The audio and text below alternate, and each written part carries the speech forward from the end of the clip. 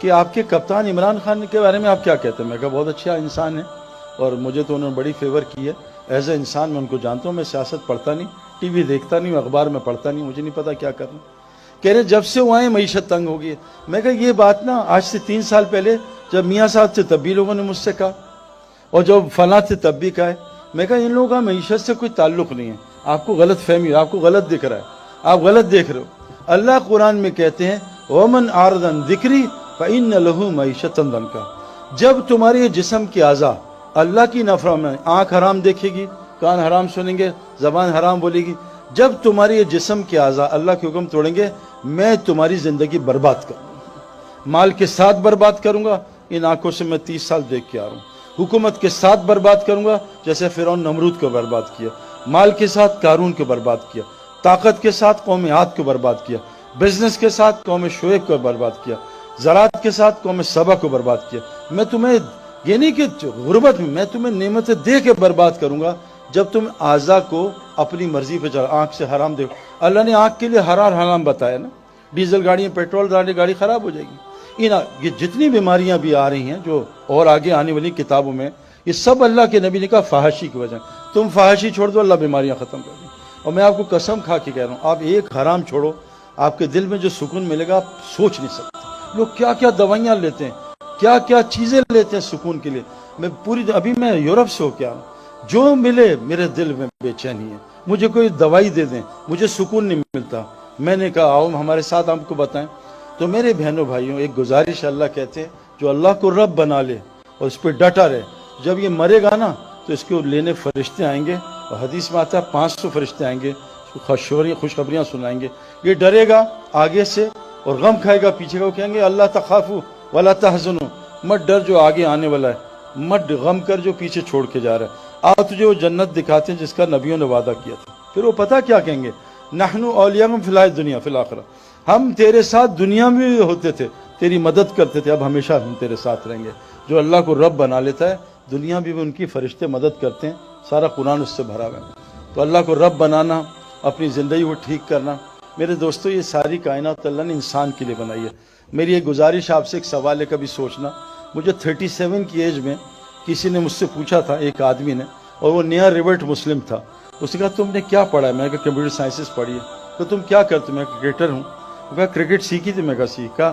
Computer science میں سیکھی۔ وہ کہا تب یہ انسان بننا بھی سیکھا ہے؟ میں کہا نہیں، یہ تو نہیں پتا کیسے ہوتا ہے، انسان بننا بھی سیکھنا ہے، اور کائنات کا سب سے مشکل کام انسان ہے۔ انسان بن جاؤ، اللہ کہہ رہے ہیں ساری کائنات کہ انسان کائنات کی سب سے خوبصورت ترین چیز ہے۔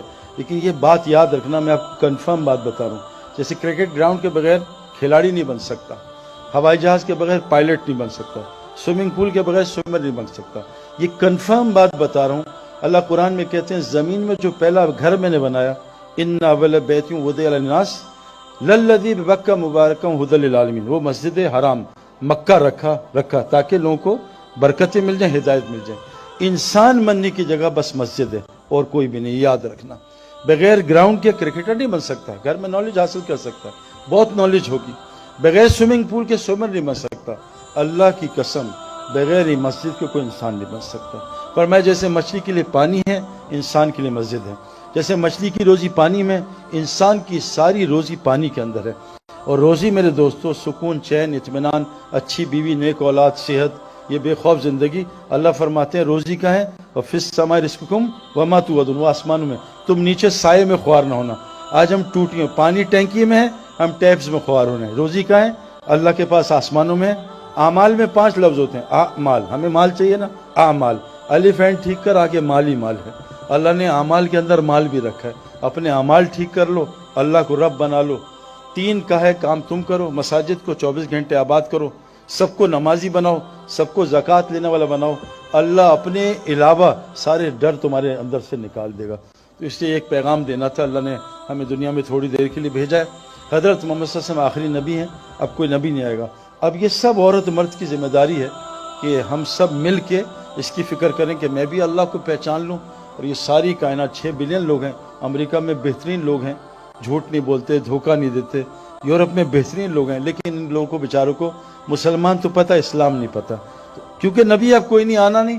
قرآن نے ہمیں ذمہ داری لگائی ہے کہ اب اس امت نے قیامت تک کے لوگوں کو جا کے یہ پیغام پہنچانا ہے۔ اللہ قرآن میں فرماتے ہیں قیامت کے دن ظالم اپنا ہاتھ کھائیں گے، یوم یعض الظالم علی یدہ، قیامت کے دن ظالم اپنا ہاتھ چبا جائے گا، کہے گا یقول یا لیتنی اتخذت مع الرسول سبیلا، ہائے کاش رسول کا راستہ اپنا لیتا۔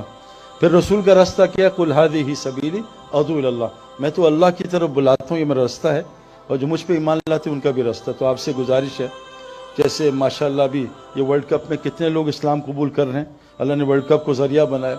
ہاشم معاملہ ہمارا کرکٹر ہے، کیسا زبردست شاہد جانتا ہے، کتنے لوگوں کو اس نے کلمہ پڑھا ہے۔ ایک ہندو خاندان، اس کے ہاتھ پہ اس کا اسکورر ہے، پورا خاندان مسلمان ہو گیا۔ محمد یوسف کتنے لوگوں کا ذریعہ بنا۔ تو آپ میں اللہ نے بہت ٹیلنٹ دیا، جو کرنا ہے کاروبار کرو، حکومت جو مرضی چلاؤ، اللہ کو ساتھ لے لو اور نبی کا کام اپنا کام بنا لو، اللہ دنیا ہی جنت بنا دے گا انشاءاللہ تعالی۔ اللہ تعالیٰ ہمیں عمل کرنے کی توفیق عطا فرمائے۔